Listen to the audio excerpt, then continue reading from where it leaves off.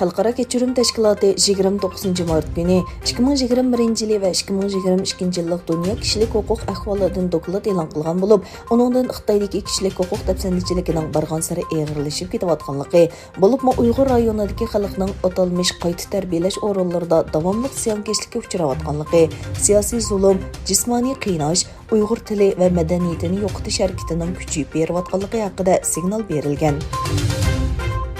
2014 yili Keriyalik bir muhojirning inqoz qilishi bilan Erkin Osiyo radiosi Keriyaning Orishiyasiga Zaynabxon Mamtimin ismli ayolning homilasini olg'izib etish uchun doktorxonaga akilingandan keyin xabar topgan va iz qo'g'lab xabar ishlash davomida Zaynabxon doktorxonadan qochib ketish yo'li bilan homilani qutqizib qolgan edi. Oshkorlanishicha, Zaynabxonning bolasi 3 yoshga kirganda, ya'ni 2017 yili lagerga akitilib kesib etilgan, 2020 yilga kelganda uning turmadan jasadi chiqqan.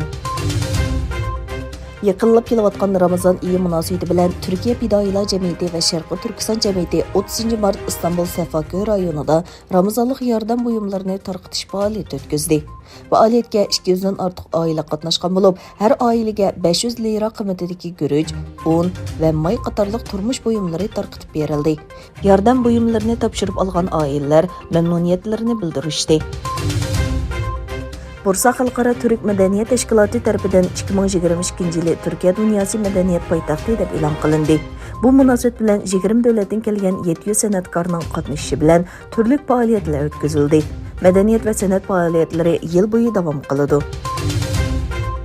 Amerika parlamenti bu hafta Xitoy bilan raqobat to'g'risida atrofli qonun ma'qullashda yana bir muhim qadam tashildi.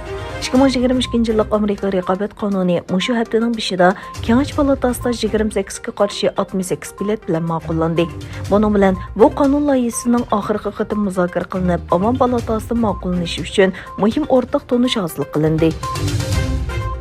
Amerika hukumati Amerikaning Tayvanni qo'llashga yordam berish to'g'risida bergan va'dasini qayta ta'kidlab, Xitoyning Tayvanga qaratgan diplomatik va harbiy bisimining borligi demokratik davlatlarga tahdid elib keladiganligini ko'rsatdi.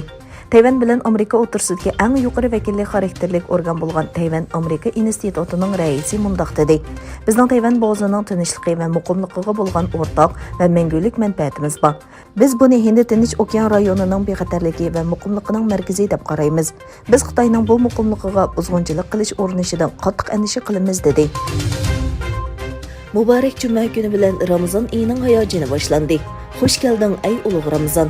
Biz Ramazon oyining Xitoy zulmi ostidagi Sharqiy Turkiston boshchiligida butkul Turkiya islom dunyosiga xayrlik bo'lishiga tilakdoshmiz.